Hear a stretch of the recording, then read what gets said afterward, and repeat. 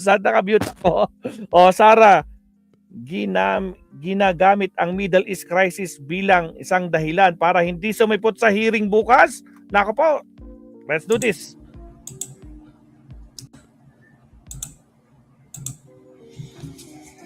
Buenos dias, damas y caballeros. In our earlier vlog, we raised the possibility na may bago na naman gimmick, may bago na naman pakulo ang mga DDS or ang kampo nila Sara Duterte to try to sabotage or try to stop the conduct of the impeachment hearing proper, which will start tomorrow. At it seems meron na nga sila bagong gimmick ngayon na pinupush ni Sara Duterte mismo at mga DDS. Ngayon sinasabi na nila na dapat ipatigil yan. Impeachment hearing na yan dahil divisive lang yan, nagdadala lang ng gulo at sa bansa at dapat daw mag-concentrate na lang daw tayo sa energy or fuel crisis brought about by the Middle East War. Yun, kaya pala kung ano-anong mga pahayag nilalabas ni Sara Duterte at parang at some point nilelecturan pa niya ang Marcos administration kung anong gawin. So, yan pala ang pangkontra nila dito sa hearing proper sa Senado, sa Kongreso starting tomorrow regarding mga serious accusations kay Sara Duterte ayon sa articles of impeachment.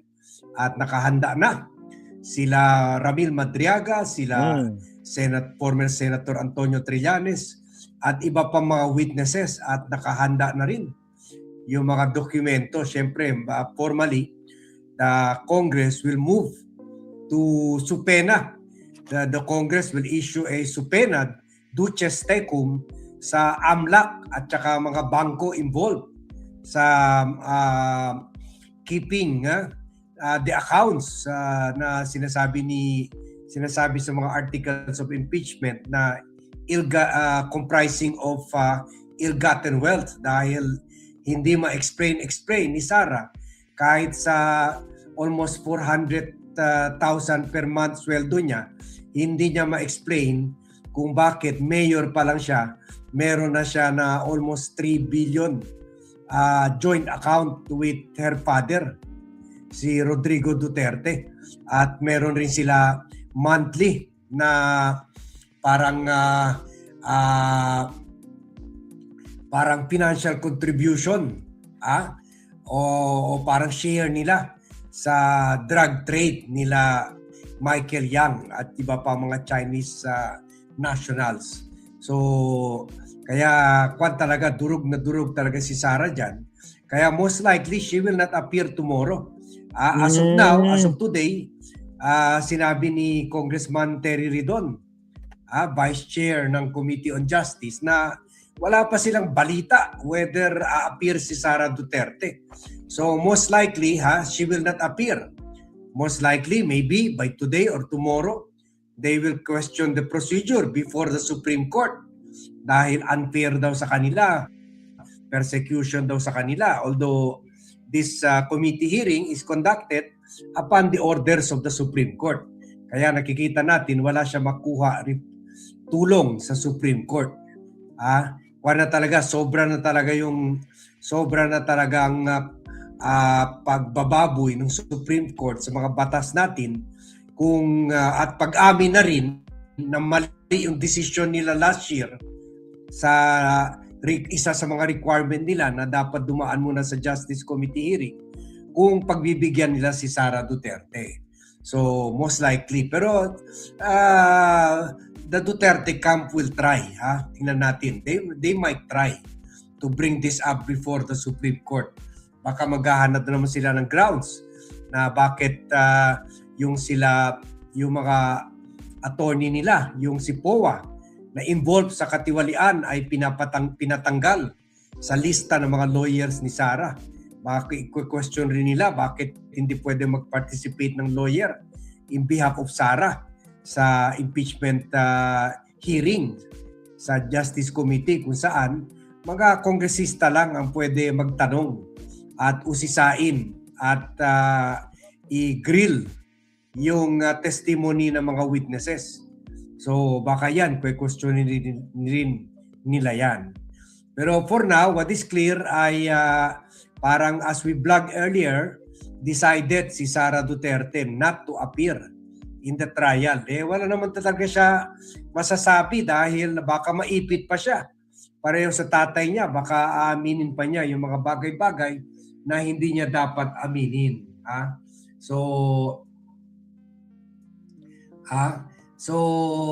most likely she will not appear. Pero syempre, susubukan yung mga lawyer niya humirit na kung pwede sila na lang magsalita in behalf of Sara. Although nakalagay rin sa House Rules na only the members of the Justice Committee. Pwede mga non-members. Oops, narangan tayo. Again, sa mga bagong pasok, huwag kalimutan mag-like and subscribe. Salamat. Gawa nila na only the members of the Justice Committee. Pwede mga non-members mag-manifestation tulad yung ginagawa nila Marcoleta. Anak ni Rodante Marcoleta na si Congressman Paulo Marcoleta, pero hindi nila pwede tanungin yung mga or gumawa ng motion sa committee dahil hindi sila members. So kaya ngayon pa lang itong mga pinayuhan, mga political observers at mga professors of mga academicians tulad ni Ronald Simbulan, pinayuhan ito si Sara na huwag gamitin. Huwag gamitin itong issue ng Middle East. Baka pati pagkamatay ni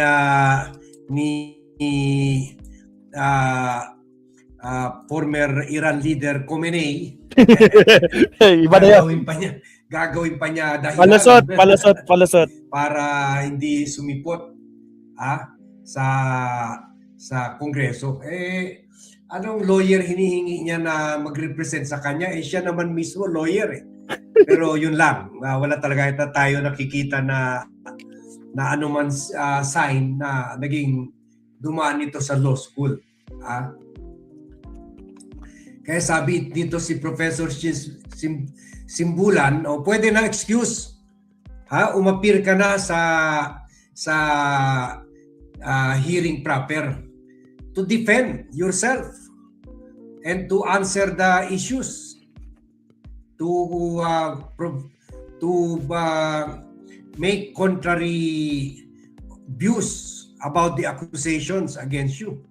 So sabi pa ni Simbulan, she's being given all the chance to air her side through the proceedings. Sabi nitong si Simbulan na who represents the Center for People Empowerment in Governance. At sabi pa ni Simbulan, ito rin ata isa mga grupo na sumuporta sa filing ng impeachment complaint. Dapat daw, tigilan na daw ni Sara na sa pagsasite itong Middle East problem.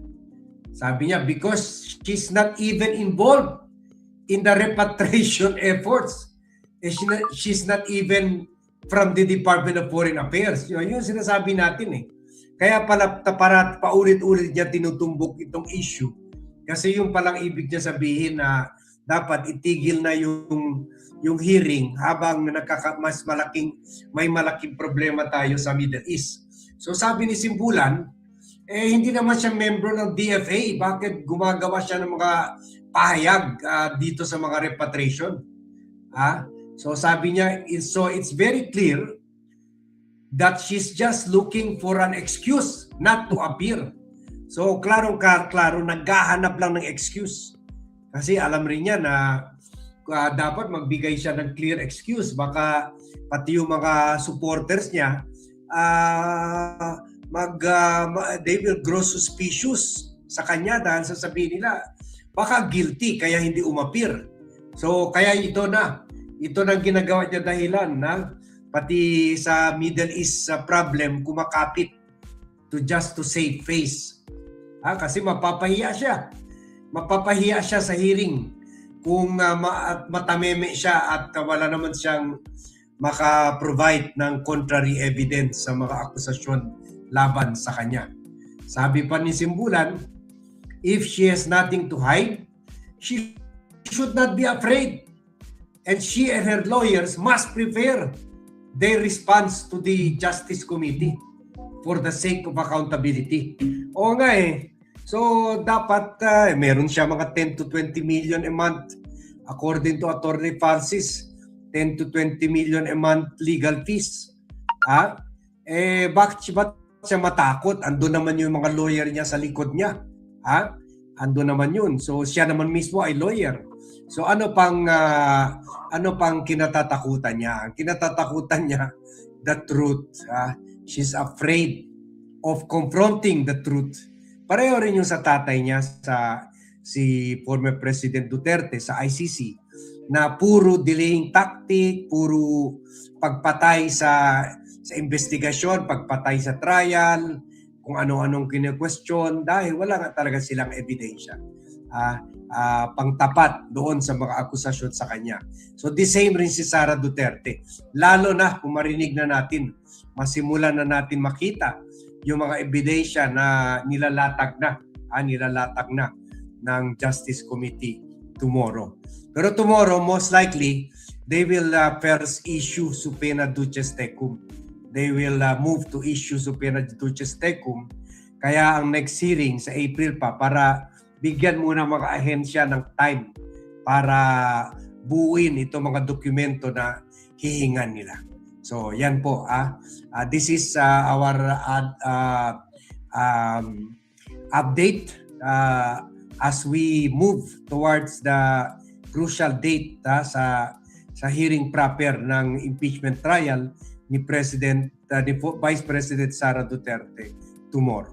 So alam ko lahat tayo magla-lunch na tayo dito sa Pilipinas, and to our friends abroad, have a hearty breakfast, midday, brunch, or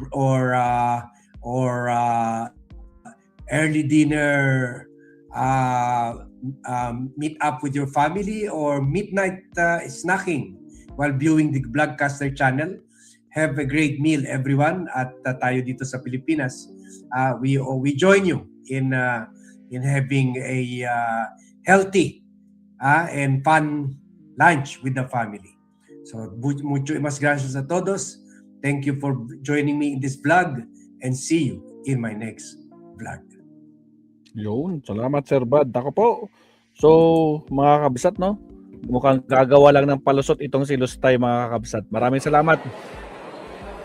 Salamat, Sir Bad. Ayan.